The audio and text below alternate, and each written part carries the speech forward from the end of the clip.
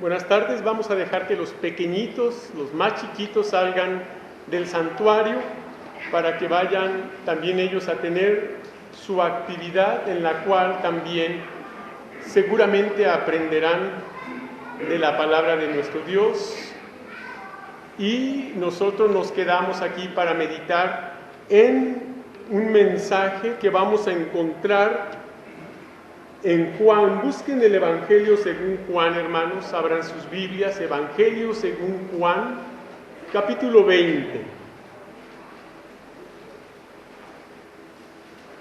Voy a dar lectura de este capítulo 20 a los primeros 18 versículos. Juan 20, 1 al 18, y la escritura, voy a hacer esta lectura en voz alta, sígala en su lugar, dice la palabra de Dios así. Juan 20, 1 al 18. El primer día de la semana, María Magdalena fue de mañana siendo aún oscuro al sepulcro y vio quitada la piedra del sepulcro.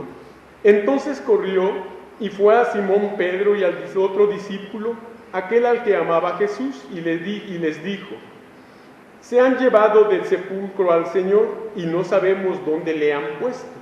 Y salieron Pedro y el otro discípulo y fueron al sepulcro. Corrían los dos juntos, pero el otro discípulo corrió más aprisa que Pedro y llegó primero al sepulcro, y bajándose a mirar vio los lienzos puestos allí, pero no entró. Luego llegó Simón Pedro tras él y entró en el sepulcro y vio los lienzos puestos allí y el sudario que había estado sobre la cabeza de Jesús, no puesto con los lienzos, sino enrollado en un lugar aparte. Entonces entró también el otro discípulo que había venido primero al sepulcro y vio y creyó, porque aún no habían entendido la escritura que era necesario que él resucitase de los muertos, y volvieron los discípulos a los suyos. Pero María estaba fuera llorando junto al sepulcro, y mientras lloraba, se inclinó para mirar dentro del sepulcro, y vio a dos ángeles con vestiduras blancas que estaban sentados el uno a la cabecera y el otro a los pies, donde el cuerpo de Jesús había sido puesto. Y le dijeron: mujer, ¿por qué lloras?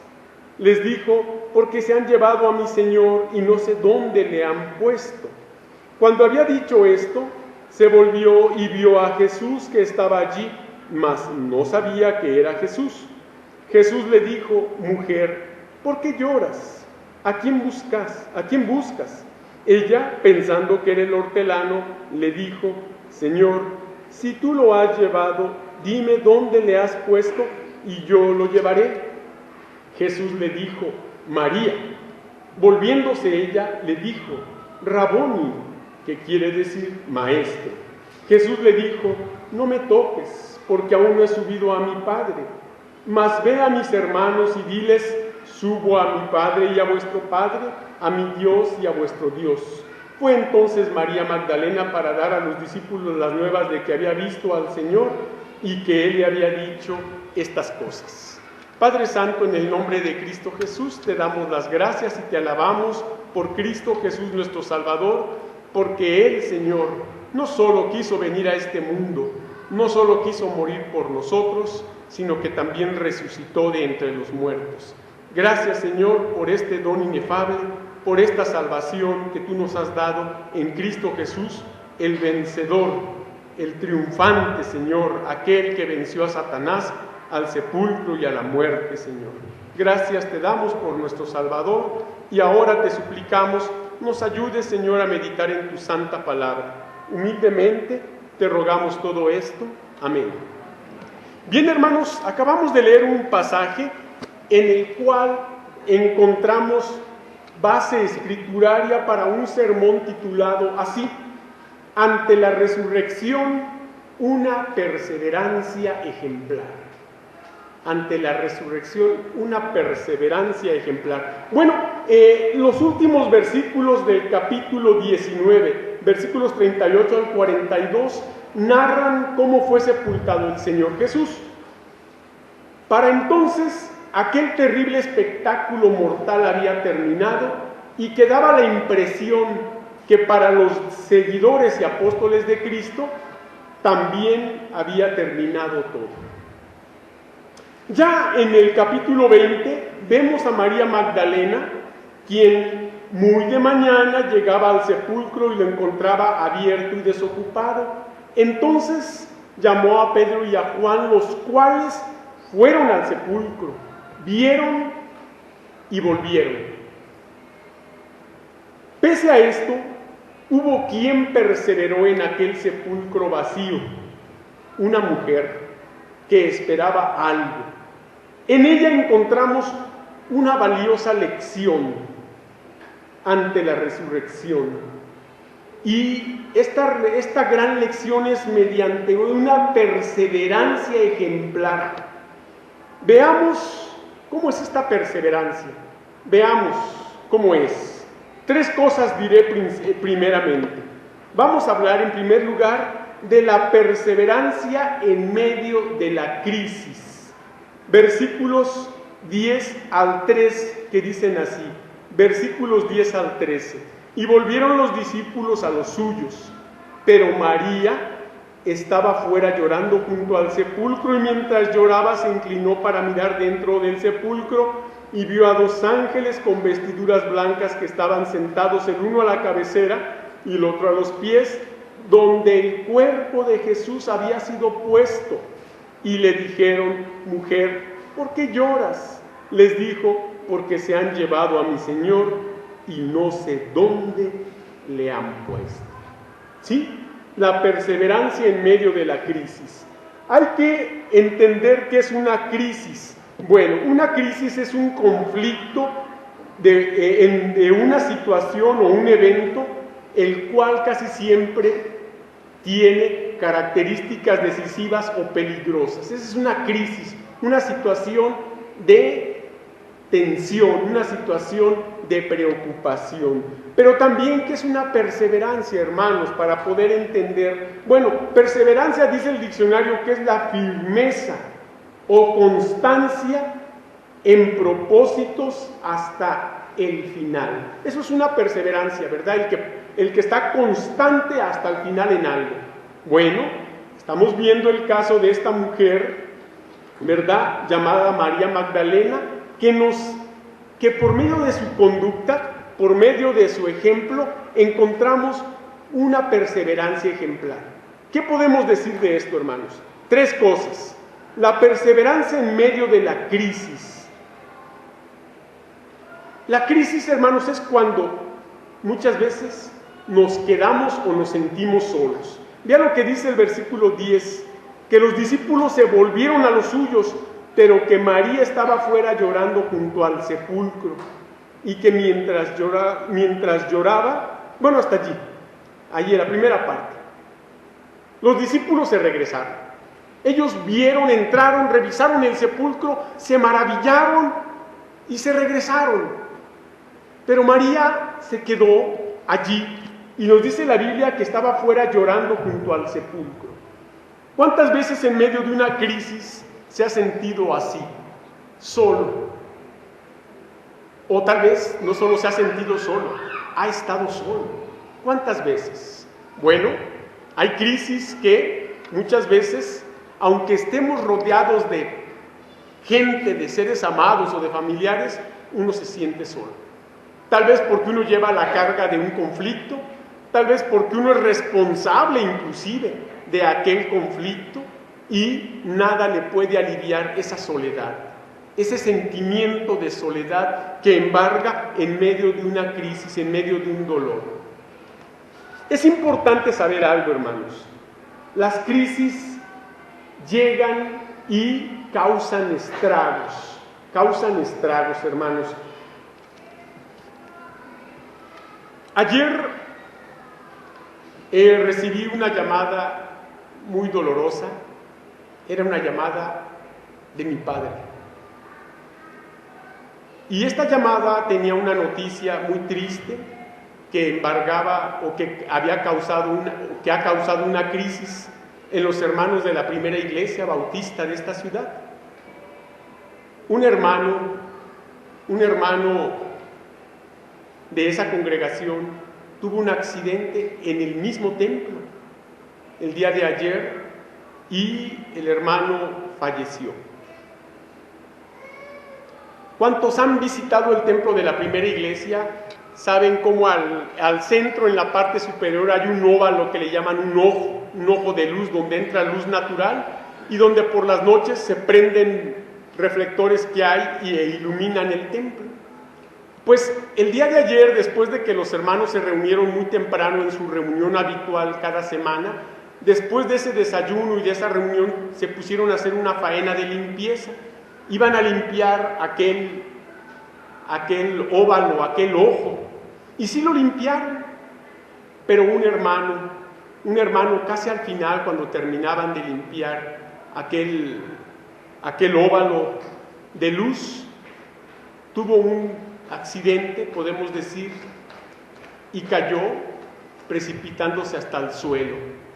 Yo calculaba, platicando con un hermano de aquí, que no sé, son más de 20 metros, quizá unos 25 metros, o tal vez, no sé si estoy exagerando o no, pero aquel hermano cayó, se precipitó hasta el centro del templo, cayó a un lado del instrumento, del órgano, el piano, allí donde canta el coro prácticamente, allí cayó el hermano, y lo recogieron con vida, y en el hospital médico-americano aquel hermano falleció.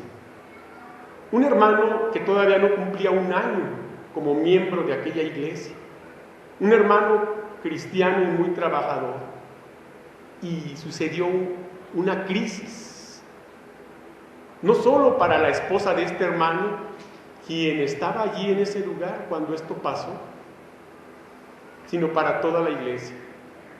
Y mi padre me decía con voz quebrada que nunca antes había pasado una situación así en esta iglesia. ¿Por qué pasan cosas así, hermanos? No lo sabemos, pero sabemos que hay ahorita una crisis, hermanos, pero en medio de la cual hay que perseverar, a pesar del dolor, de la incomprensión de lo que pasó, porque todos nos preguntamos, ¿por qué Dios permitió que aquel hermano que estaba sirviendo en el templo, que andaba haciendo aseo, cayera desde tal altura y perdiera la vida? ¿Por qué? Pues hermanos, siempre he dicho que los porqués le pertenecen a Dios, los paraqués o el para qué son para nosotros. Yo lo único que sé es que en medio de esto, la perseverancia en medio de la crisis debe ser una realidad. Y la crisis es cuando nos sentimos solos. Y la esposa de este hermano es una hermana también muy fiel, que ahora, ante la falta de su marido, imagínese la soledad que ha de sentir. Imagínese. Bueno, aquella mujer, María Magdalena, estaba fuera llorando junto al sepulcro. Ella había sido beneficiaria de la misericordia del Señor. El Señor había echado demonios de ella y ella había conocido la misericordia del Señor. Ella estaba tan agradecida con el Señor que en ese momento su dolor, su crisis y su soledad en aquel lugar era una realidad, hermanos. La crisis, cuando nos quedamos o nos sentimos solos. Pero también la crisis es cuando estamos sufriendo. Vean lo que dice el versículo 11. Y mientras lloraba, se inclinó para mirar dentro del sepulcro. Tal vez ella decía, tal vez no vi bien y ahí está el cuerpo, no lo vimos. Y tal vez todavía tenía la esperanza de ver a Cristo, el cuerpo de Cristo allí. Pero lloraba, sufría, como seguramente muchos hermanos de la iglesia primera están sufriendo en este momento. Aunque saben que hay un propósito en medio de todo esto. Pero el dolor eso no lo puede quitar nadie. El dolor no lo puede ahogar en este momento nada ni nadie. Y así estaba aquella mujer, María Magdalena, lloraba. Todos los sufrimientos traen eso, hermanos. El sentimiento de soledad, el sentimiento de la tristeza que nos lleva a llorar, hermanos. ¿Cuántas veces ha llorado últimamente? ¿Hay algún problema por el que esté pasando? Bueno, hermanos, en medio de la crisis hay que perseverar, porque tenemos en la palabra del Señor casos que nos ayudan a tomarnos de la mano del Señor para estar fortalecidos cualquiera que sea el momento. Decía yo en la predicación de las 8 de la mañana en este culto matutino, que no hay que olvidarnos de la palabra del Señor, que no hay que olvidarnos del mensaje del Señor, porque en momentos inesperados, cuando llegue la crisis, tendremos que echar mano de ella. Tenemos que asirnos de esas promesas, que en este momento esta mujer parece se estaba olvidando de ellas también. La crisis es también cuando podemos confiarle a otros nuestras penas. Vean lo que dicen los versículos 12 y 13. Y vio a 2 ángeles con vestiduras blancas que estaban sentados, el uno a la cabecera y el otro a los pies, donde el cuerpo de Jesús había sido puesto. Le dijeron: mujer, ¿por qué lloras? Les dijo: porque se han llevado a mi Señor y no sé dónde le han puesto. Qué bueno que en medio de la crisis podamos confiarle a otros nuestras penas. Aquella mujer, yo creo en ese momento no reparó que eran ángeles, o tal vez no, todavía su mente no daba para eso, pero ella les confía su dolor. ¿Por qué lloras?, le dicen. ¿Por qué lloras? Y ella dice: porque se han llevado a mi Señor y no sé dónde le han puesto. Tal vez ella pensaba que habían raptado el cuerpo del Señor y que algunos maleantes lo habían desaparecido, o que tal vez iban a destrozar el cuerpo de Cristo. No sé qué pensaría, pero estaba sufriendo. Y era un sufrimiento real, era un sufrimiento muy grande. ¿Y qué podemos hacer ante el sufrimiento, ante la crisis? Qué bueno que tengamos a alguien a quien confiarle nuestras penas. Por eso el Señor en su palabra dice que hay que reír con el que ríe y ¿qué? Llorar con el que llora. ¿Sí?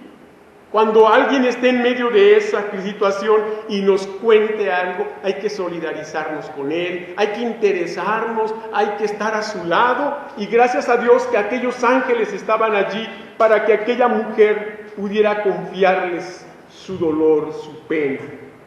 Finalmente, los ángeles para eso son enviados, en favor de aquellos que han de ser salvos o que somos herederos de la salvación. Y aquella mujer en aquellos momentos necesitaba. Cristo recordaba a esa mujer. Cristo sabía y había visto a esa mujer a los pies de la cruz. Ahora no la dejaría sola, mucho menos ahora, que ella estaba sufriendo, que ella estaba necesitada de un consuelo, de una ayuda en esos momentos de crisis. Cuando usted esté atravesando por eso, recuerde, el Cristo resucitado está a su lado. No le ha dejado ni nos dejará, como lo estaba haciendo con esta mujer, aunque ella todavía no se daba cuenta de que Cristo estaba obrando en medio de todo. Por eso hemos hablado de la perseverancia en medio de la crisis. Vamos a ver qué dice Juan 16. Juan capítulo 16, estamos aquí en Juan, busque el capítulo 16 y vean lo que dicen los versículos 32 y 33. Palabras de Cristo: he aquí la hora viene y ha venido ya, en que seréis esparcidos cada uno por su lado y me dejaréis solo, mas no estoy solo porque el Padre está conmigo. Estas cosas os he hablado para que en mí tengáis paz. En el mundo tendréis aflicción, pero confiad, yo he vencido al mundo. Qué interesante que estas palabras que el Señor dirige a los suyos, ahora aquella mujer las estaba experimentando. Ella se sentía sola. Ella se sentía afligida por los conflictos de este mundo. No solo por la injusta muerte del Señor Jesús. Ahora pensaba que el cuerpo de su maestro, de su Señor, había sido raptado con maldad y estaba triste. ¿Por qué lloras? Porque se han llevado al cuerpo de mi Señor y no sé dónde lo han puesto. ¡Qué dolor, hermanos! Y Cristo también fue dejado solo. Y Él se los anuncia a sus discípulos. La hora en que seréis esparcidos cada uno por su lado y me dejaréis solo. Pero el Señor agrega, mas no estoy solo porque el Padre está conmigo. Nunca olvide eso. En medio de cualquier dolor, en medio de cualquier crisis o situación de sufrimiento, que usted sienta que nadie lo puede comprender, el Señor está a su lado, el Señor está con usted. Por eso vamos a ver en segundo lugar, y volvamos a Juan 20, para ver en segundo lugar que la perseverancia obtiene su recompensa, ¿sí? La recompensa mediante la presencia del Señor a nuestro lado. Vea lo que dice el versículo 14. Cuando había dicho esto, se volvió y vio a Jesús que estaba allí, mas no sabía que era Jesús. Ahí estaba la recompensa ante aquella perseverancia en medio de la crisis. Los discípulos se fueron, no se quedaron, se fueron, pero ella se quedó. Ella esperaba algo.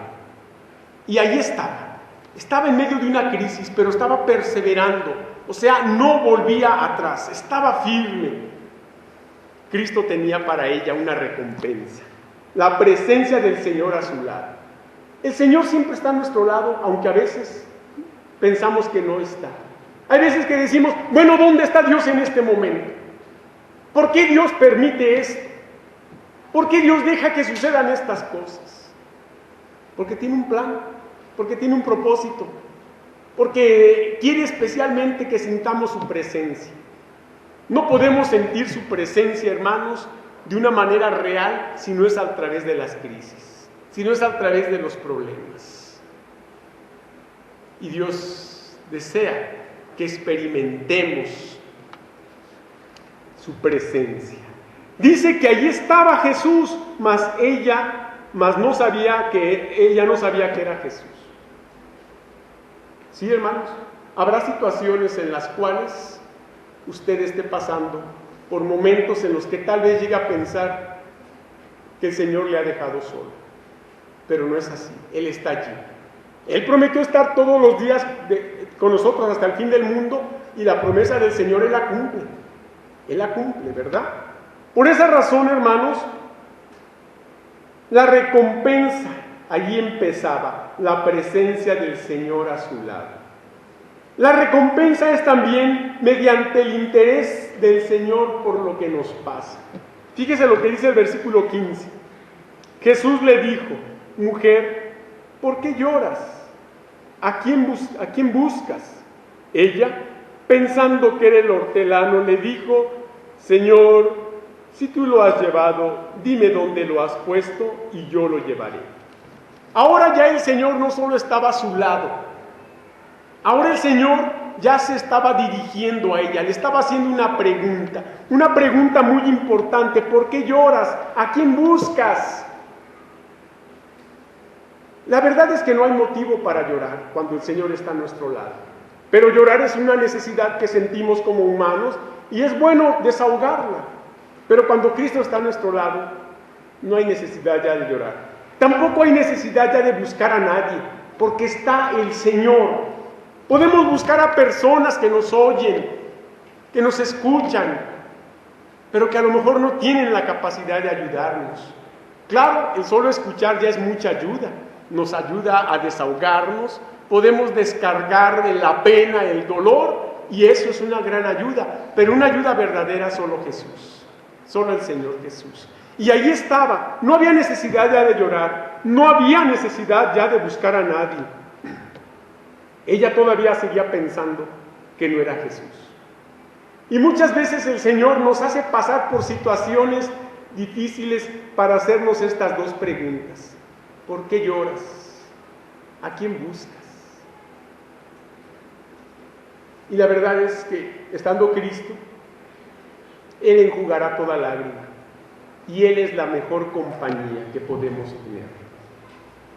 Esa era la recompensa por esa perseverancia de aquella mujer, una recompensa que es, como dijimos, mediante la presencia del Señor a nuestro lado y mediante el interés del Señor por lo que nos pasa, pero también la recompensa es mediante la exhortación amorosa del Señor Y vean lo que dice el versículo 16, esa exhortación amorosa.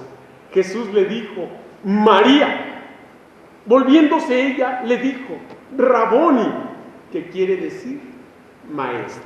Qué interesante que el Señor tuvo ya que hablarle por su nombre y con más firmeza. Es como para que reaccionara, como para que despertara, como para que recapacitara y se diera cuenta que es Él. A veces el Señor va a tener que hacer eso. Una exhortación, claro, amorosa como buen maestro que es, pero exhortarnos. Y habrá que decir nuestro nombre con firmeza. Fernando, o cualquiera del nombre que sea el de usted, para que despertemos, para que recapacitemos. La verdad es que no sé la manera en que cada uno esté pasando por una prueba, pero Dios la sabe. Dios la sabe. Él fue experimentado en quebranto y en sufrimiento. Él sabe lo que es quedarse solo, lo que es sufrir, lo que es estar cargando con el peso del pecado de la humanidad. Nosotros cargamos cuando mucho con nuestras culpas y ya, pero el Señor cargó con las culpas ajenas, las de toda la humanidad. Por lo tanto, Él tiene la capacidad de exhortarnos amorosamente como el maestro que es. Ahí está la recompensa, hermanos. Y la exhortación es también parte de una recompensa. Y habrá veces que vamos a ser exhortados, y una exhortación a veces fuerte.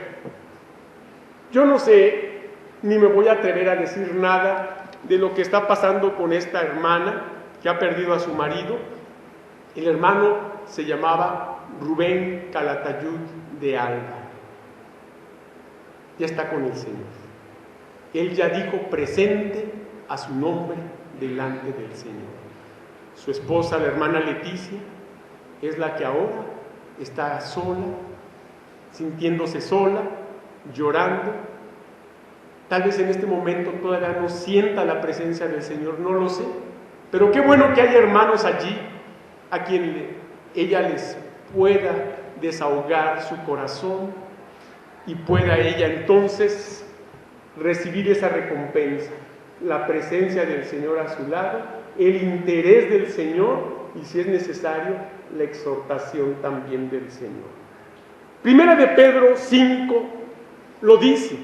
Primera de Pedro 5, capítulo 5, versículo 7 lo dice. Echando toda vuestra ansiedad sobre Él, porque Él tiene cuidado de vosotros. Echando toda vuestra ansiedad. ¿Por qué quiso llevarse el Señor al hermano Rubén? Pues no lo sé. Esa vida ya es del Señor y el Señor reclama cada una de las vidas que son de Él cuando Él quiere. Quizás una buena anticipo o una buena llamada de atención para cada uno, si estamos preparados para servir al Señor. ¿Sabe qué es lo hermoso de esto que yo puedo ver? Que el Señor se llevó a aquel hermano cuando estaba sirviéndole de corazón en el templo. Estaba sirviendo al Señor, hermanos. Lo estaba haciendo, limpiando aquel lugar. El jueves anterior había estado dirigiendo el culto ahí en el templo de la primera iglesia. Un hombre que estaba sirviendo al Señor. Un hombre del cual el Señor se agradó. Un hombre que ahora está delante de su Salvador, gozando de todas sus bendiciones. Claro está, hermanos, que hay dolor, lo hay. Por eso es importante, como dice el escritor, echando toda vuestra ansiedad sobre Él, porque Él tiene cuidado de nosotros. En estos momentos, para esa familia y para todos los que estemos pasando o estén pasando por alguna crisis, es el momento de perseverar para obtener esa recompensa, la presencia del Señor ayudándonos. Y vamos a ver en tercer lugar, la perseverancia da los frutos esperados. ¿Sí? Vimos la perseverancia en medio de la crisis, la perseverancia obtiene su recompensa, pero también Si hay una recompensa, debe haber unos frutos esperados. Volvamos ahí a Juan 20 para que veamos. Los frutos esperados son a través de la instrucción del Señor Jesús. Versículo 17 en su primera parte nos dice, Jesús le dijo, no me toques, porque aún no he subido a mi Padre. En aquella ocasión esa era la instrucción. Pero ¿cuántas instrucciones el Señor Jesús no dio a sus discípulos, a los suyos, a aquellas personas y mujeres que le siguieron? ¿Cuántas? El apóstol Juan dice claramente en el versículo 30 de este capítulo 20, hizo además Jesús muchas otras señales en presencia de sus discípulos, las que no están escritas en este libro. ¿Cuántas cosas hizo? En otro pasaje dice que si se escribieran todas, quizá no alcanzarían los libros en el mundo para escribir tantas cosas. Las que tenemos aquí son instrucciones que el Señor nos ha dado para nuestra salvación, para que el Señor pueda a través de nosotros trabajar en una vida que dé fruto. El Señor espera que cada uno dé fruto perseverante, no como los árboles que dan solo fruto cada que llega la estación, cada que llega el tiempo. Nosotros somos árboles con fruto permanente, con fruto perenne. ¿Qué fruto está dando? Para dar fruto tenemos que seguir las instrucciones del Señor Jesús. Él nos dice cómo debemos andar, cómo debemos vivir, cómo debemos sentir, cómo debemos pensar, cómo debemos hablar, cómo debemos actuar. ¿Estamos siguiendo las instrucciones del Señor? En aquella ocasión la instrucción fue esa: no me toques, no he subido aún a mi Padre. Y era normal. Pero aquella mujer escuchó las instrucciones del Señor. Aquella mujer de gusto quería abrazar a Jesús, pero el Señor dice, todavía no. Espérate. Y era la instrucción. Los frutos esperados son también a través de la obediencia fiel al Señor Jesús. Por eso el versículo 17 sigue diciendo, mas ve a mis hermanos y diles, subo a mi Padre y a vuestro Padre, a mi Dios y a vuestro Dios. Ahora había algo que obedecer. Ve a mis hermanos, diles. Qué hermoso que el Señor Jesús, a pesar de que los discípulos lo dejaron solo, lo abandonaron, huyeron cobardemente, el Señor los sigue considerando como hermanos. Dice la palabra del Señor que aunque nosotros fuéramos infieles, ¿qué dice? Él permanece fiel. Ahí está esa fidelidad en la cual Dios conoce nuestra humanidad débil, nuestra humanidad que a veces se acobarda, pero que sabe que en el fondo le amamos. Y Él entonces permanece fiel. Ve y dile a mis hermanos, dice, mas ve, dile a mis hermanos, subo a mi Padre y a vuestro Padre, a mi Dios y a vuestro Dios. Un hermoso mensaje que debía de ser obedecido. Por eso los frutos esperados son a través de instrucciones claras del Señor, pero también de la obediencia fiel al Señor.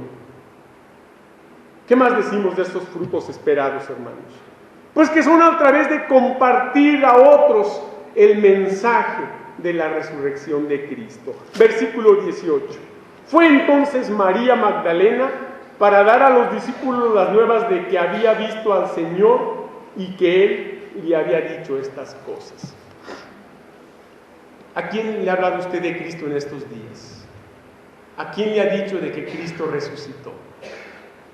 En la mañana yo decía que un mensaje como el de la resurrección de Cristo no se puede callar, no se debe callar, no se debe guardar. Y esta fecha, hermanos, en la que recordamos que Cristo resucitó, son fechas que no solo que debían de ser de una predicación exhaustiva, pero no solo en esta fecha, todo el año, porque la resurrección de Cristo es para todo el tiempo, para cada momento, para cada situación y en cada circunstancia de la vida. Qué bueno que en estos momentos esta hermana que ha perdido a su esposo sabe que ella está en la presencia del Señor, que el Señor le resucitó, que sí, que murió su cuerpo, pero que su alma está delante del Señor, y que ella un día le verá, y que ella un día se reunirá con Él. Ese es el gran mensaje de la resurrección, hermanos, que esta mujer, María Magdalena, fue a dar a los discípulos, que había visto al Señor. Ella le vio físicamente, pero también le vio con los ojos de la fe. Nosotros ya le hemos visto con los ojos de la fe, y un día le veremos en el cielo. ¿Está preparado para eso? ¿Está preparado para eso? Porque así como el Señor se llevó a este hermano Rubén el día de ayer, que tuvo ese accidente, como eso de las 11 de la mañana y a las 12 ya había muerto, en cualquier momento el Señor nos puede llevar. ¿Ya está preparado para ver al Señor? ¿Quiere ver al Señor? Puede hacerlo, si como esta mujer cree en Cristo Jesús como su Salvador. Y ese es el mensaje de la resurrección, para que todo aquel que cree no se pierda, sino tenga vida eterna. Hemos analizado una perseverancia ejemplar ante la resurrección en la persona de María Magdalena, lo que demuestra que así como ella perseveró en forma ejemplar hasta el fin, es posible que todos también lo hagamos. Perseverar es mantenerse en el seguimiento de lo que hemos comenzado. Las palabras del Señor Jesús en relación a este asunto nos dicen y aseguran lo siguiente. Escuche bien lo que voy a leer. Y por haberse multiplicado la maldad, el amor de muchos se enfriará, mas el que persevere hasta el fin, éste será salvo. ¿Cuándo será el fin de nuestra vida? Sabemos cuándo será el fin del mundo, cuando Cristo venga. La fecha no, pero sí sabemos cuándo, cuando Cristo venga. No sabemos si estaremos vivos para el final de los tiempos, pero ¿está listo para el final de su vida? ¿Ya está listo? ¿Ya ha aceptado a Cristo Jesús como su Salvador? Hay una frase que dice: Cristo resucitó para que nosotros perseveremos en Él. ¿Habrá alguien en esta ocasión, hermanos, en este momento, que quiere entregarle su vida a Cristo y estar preparado para verle cuando el Señor le llame? ¿Habrá alguien que quiere entregarle su vida a Cristo Jesús y que en su mente diga: Señor, yo quiero entregarte mi vida, para que cuando tú me llames de esta vida, yo pueda estar delante de tu presencia por la eternidad? ¿Habrá alguien que quiera hacer esta decisión por Cristo? Yo le invito a que, si usted quiere recibir por fe a Cristo en su corazón, lo haga levantando su mano, como yo lo hago en este momento. ¿Habrá alguien que diga con su mano en alto, indicando con ello que quiere recibir a Cristo Jesús como su Salvador personal? ¿Habrá alguien que quiera hacer esta decisión por Cristo? Yo le invito a que lo haga.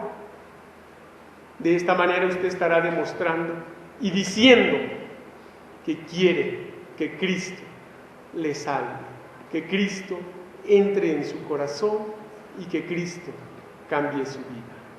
¿Habrá alguien que quiera hacer esta decisión por Cristo? Es una decisión la más importante de su vida. Esta cambiará su vida por la eternidad. ¿Habrá alguien? Que Dios le bendiga, que Dios le bendiga. Puede bajar su mano, pueden bajar su mano, que Dios les bendiga. ¿Habrá alguien más que quiera hacer esta decisión y quiera en este momento decirle a Cristo: quiero que vengas a mi vida? Solo levante su mano. Con esto estará usted indicando eso. Si usted ha entendido el mensaje de salvación, usted puede hoy tener la salvación de su alma. ¿Habrá alguien más que quiera recibir a Cristo Jesús como su Salvador personal? No quiero insistir mucho, esta es una decisión voluntaria, no a fuerza, no es forzosa. Bien, bien, si no hay nadie más que haya levantado su mano, voy a pedir, por favor, a las dos personas que hicieron esta decisión, que pasen aquí al frente. Quiero estrechar su mano, quiero felicitarle, quiero saludarle y quiero orar por ustedes. Pasen, por favor, aquí al frente. Bueno, él también, pero no estaba, pero bueno. Que Dios le bendiga. Hola, que Dios le bendiga. Pueden ver hacia el frente, pueden estar aquí. Vamos a hacer una oración por estas tres almas que han entregado su vida a Cristo, para que el Señor confirme la decisión que han hecho con el poder de su Espíritu Santo, haciendo de ellos una nueva vida en Cristo. Vamos a ponernos de pie toda la iglesia, por favor. Y voy a pedir, por favor, a nuestro hermano Hernández que pase aquí al frente para que me ayude a orar por la vida de estos tres hijos de Dios que ahora públicamente han entregado su vida a Cristo. Vamos a orar todos, por favor. Oremos, hermanos. Bendito Padre Celestial, Señor, te damos las gracias, te damos la honra y la gloria solo a ti, Padre. Gracias infinitas, bendito Dios, por haber enviado a tu Hijo Jesucristo, por quien somos salvos, bendito Padre, por quien tu sangre derramada nos ha limpiado, Señor, y nos ha librado de la condenación. Bendito Padre, en estos momentos te damos las gracias y ponemos en tus manos a esta familia, Señor, a estos hermanos que ellos libremente, Señor, han aceptado a nuestro Señor Jesucristo como su Señor y Salvador.